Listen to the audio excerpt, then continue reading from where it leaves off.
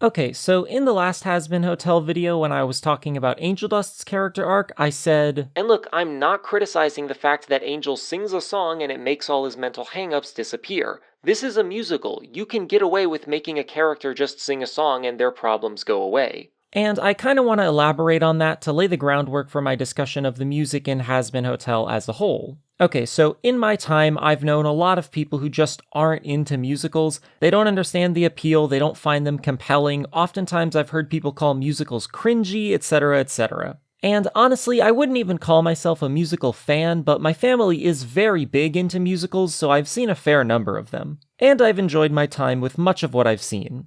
Moreover, in the past year or so, I've gotten way into music production, which has deepened my appreciation for the emotional conveyance and complexity it is possible to express with music.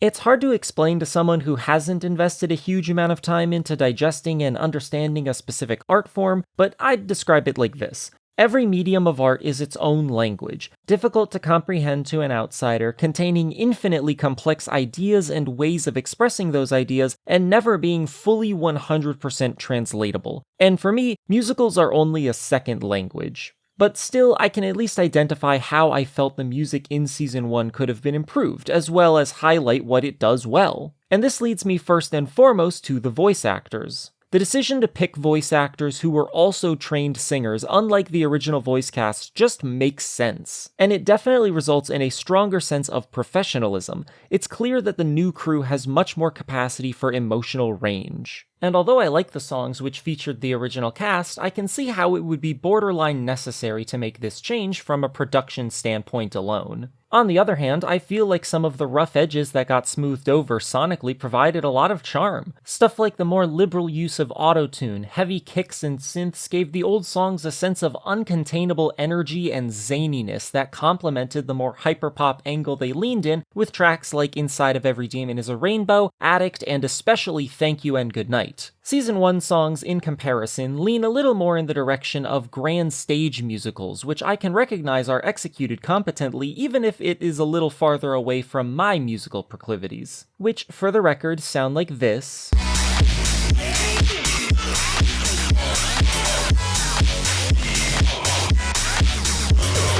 So maybe my tastes are just cooked, but the production of the Season 1 songs overall don't really hold my attention. Even after re-listening to the OST in full many times, I find myself struggling to recall many of the melodies and grooves. There definitely are standout tracks in this regard, like Stayed Gone and Loser Baby, both of which I very much find myself humming along to, but others feel like they lack a certain instrumental spark. My go-to golden example for what I mean by this is Phineas and Ferb, which is packed to the gills with utter earworms that usually feel like they started out as a little guitar chord that Danny Jacob, the music composer, was fiddling around with, or a little synth lead someone couldn't get out of their head, or an electronic melody loop.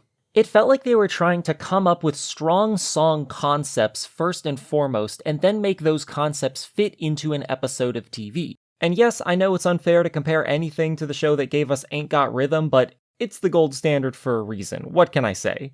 I also understand it's kinda unfair to criticize Hazbin Hotel songs for not being catchy enough because they aren't exclusively supposed to be catchy songs. Most of them are clearly intended to characterize the performers or even mark a shift in someone's attitude, and in this regard I think these songs are much more successful. If the point of these songs was to make sure the audience learns things about the characters, Hazbin Hotel absolutely succeeds, and honestly, I think they take it a little too far much of the time, making it nearly impossible for the audience to not understand whatever the point of the song is. For instance, there are multiple tracks where the characters just sing almost entirely about stuff we could have easily figured out beforehand, such as Hell's Greatest Dad. Lucifer and Alistair both want to be the one to help Charlie with the hotel and feel threatened by the other. Lucifer feels angry and jealous that Alistair is fulfilling a father-like role in Charlie's life, and Alistair needs Charlie to depend on him instead of Lucifer in order to accomplish his secret evil plans. This is all very easy to gather within like the first minute and a half of Lucifer showing up to the hotel. And the song doesn't really add anything else of substance. Except My Girl Mimsy, of course.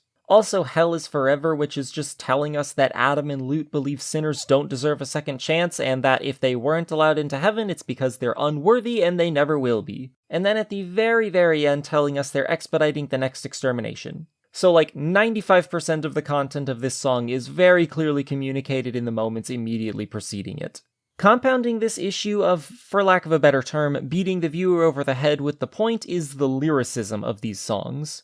Now, before I continue, I want to be clear that I do not need every record to be To Pimp a Butterfly levels of metaphor and symbolism and double entendre, and I also need to be clear that this is not a completely ever-present issue in Hazbin Hotel. But almost every song in this season has at least one or two lines that just needed a second pass. When I was young, I didn't really know you at all. I always felt so small, but I heard your stories and I was enthralled. Okay. And I don't know what we might face, but I know I can't replace you. I'll do anything to save you, and I will try to make your dreams come true. This is so corny. Hell is forever, whether you like it or not. Had their chance to behave better, now they boil in the pot? 'Cause the rules are black and white, there's no use trying to fight it. You know, I was really unsure of how Adam felt about the rules up until he said that. I'm glad he cleared that up. Maybe you missed it, but I don't want to read this one. Maybe you missed it, but I'm that hashtag bitch and I will do nothing less than what I please. Woo. Why? Why? Why is the most social media savvy demon dropping these Pokemon Go to the polls ass bars? Like, so many of these lines could just be spoken dialogue instead of sung and we'd lose nothing. Okay, as much fun as it is to read out cringy lines like this, and trust me, I could and would love to keep going, I think I can better convey how some songs fall short by highlighting one that doesn't have any of these problems. Poison. It's not a subtle song by any means, but at the very least the audience gets more out of the things Angel is saying by already having an understanding of his relationship with Val. The song trusts the audience to comprehend Angel's material conditions, and it would rather dive a little deeper into how Angel feels about those material conditions and let the audience connect the dots. With lines like, "You're feeding me poison, I'm choking from the taste and I can't help but swallow," or "I'm filling up my glass but it's always hollow," or "What's the worst part of this hell, I can only blame myself." The song allows and encourages the audience to imagine several individual off-screen altercations between Val and Angel that would lead Angel to feeling the way he does about Val and about himself. And I think the reason why is because of the subject matter. When the creative staff committed to telling a story as serious as the one in episode 4, one that absolutely had to treat the audience like adults, they did, and the result was one of the best songs in the whole season, certainly one of, if not the most popular. And it definitely helps that Poison is much closer to the style of music I listen to anyway, and also has some pretty good melodies on the chorus, which land particularly well with Blake Roman's singing. Speaking of the singing, everyone's actual singing capability is very good in this show. Okay, almost everyone, I'm sorry, but Daphne Rubin Vega as Carmilla just sounds like she's trying too hard to me. I know a lot of people really enjoy her songs, and I'm super happy that's the case, but they're just not for me. Also, a lot of songs have these moments where the singer does an intentionally over-the-top vocal inflection, which sometimes comes across like they're trying too hard, like when Charlie sings "Today is gonna be a fucking happy day in hell," and she really lays into the word fucking. But then sometimes those idiosyncratic vocal inflections come across as really charming and just straight up fun. Like when Lucifer sings, "A whap bam boom alakazam." So I hope in future songs they're able to bring out more performances like that. I want to especially praise Husker's voice actor Keith David's singing in Loser Baby. He has that rare quality in voice acting where he can sound just deliciously cartoony and exaggerated, but he also has an incredibly natural sounding singing voice. Seriously, this guy brought the Dr. Facilier in the best way possible. Another thing I really love about Loser Baby is that it manages to do what a couple other songs in this season attempt but don't really land in my opinion, which is when a supporting character interrupts the singer to remind everyone that they are singing a song. I get that it can be kinda cute and funny, which I think Loser Baby pulls off, but the joke is old at this point, and for me it almost always just pokes and prods at my suspension of disbelief. Earlier I mentioned that I've known people who can't get into musicals because they feel cringy to them, and I understand that feeling because I sometimes feel it myself. Musicals present an inherent challenge to the viewer's suspension of disbelief, because we don't just break out into song and dance on a whim in real life. We don't normally express our emotions so well, expressively. And I think for some, that fundamental disconnect in the way real people and people in musicals communicate is just something they can't get past. For others, buying into a fantastical situation is no problem, allowing them to engage and feel compelled by the language of musicals, and for others still, it just takes effort.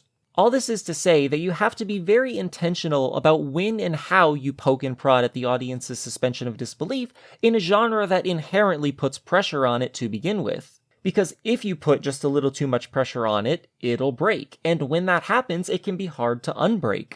For example, I think this is apparent in It Starts With Sorry. In the first song of the season, Happy Day in Hell, Angel and Vaggie have a quick spoken exchange expressing exasperation at the fact that Charlie is singing. But then, the next episode, in It Starts With Sorry, here they are butting in on Charlie's song again, and this time they're outright frustrated with what Charlie is trying to do with the song, i.e. forgive Serpentius, but now they're joining in on the singing. And then, as the musical number ends, Nifty comes in to say, I hated that song, once again making the song unquestionably diegetic. And so, I cannot help but notice the explicit contradiction in characterization this creates with Vaggie and Angel, as a result of doing this whole poking at the audience's suspension of disbelief thing. They are not made out to be the types of people who would sing along to a random musical number, but then they do. This is also very much the case for Carmilla, who we are introduced to as like an uptight, formal rule follower, and then just out of nowhere she starts belting Respectless.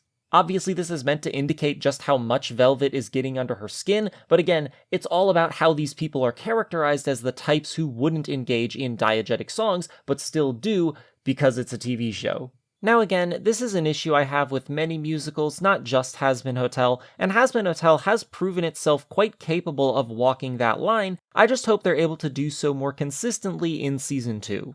Or just take the Grease approach by not addressing it whatsoever when everyone just spontaneously shifts into the song and dance dimension. The through line that can be drawn through my assessment of all the songs in Season 1 is that they aren't used to enhance the greater watching experience of this season as well as they could have. As music, I think these songs are overall an enjoyable listening experience, but I think improvements can be made in using the music as a storytelling tool in the context of a TV show. Looking back on my critique of Angel Dust, specifically my comments that certain story elements could have been cut or rearranged to offer more screen time to what I felt was the most important aspects of the show, I didn't realize it at the time, but I think a big spot where the creative team could do exactly that is in the music. For example, a lot of people, including myself, have suggested that Vox's screen time should have been sacrificed to make more room for Angel's story. But after giving each song and its place and purpose in the story a deeper look, I think you could generate all the screen time you need by being a little more intentional about what each song accomplishes for the narrative. And then we wouldn't have to sacrifice Stayed Gone, so win-win. If Season 2's music does end up improving substantially in the ways I've critiqued Season 1 for, I'll be happy to point it out. But while we wait for that, let's argue about which song is best. Here's my objectively correct tier list, and see you next time.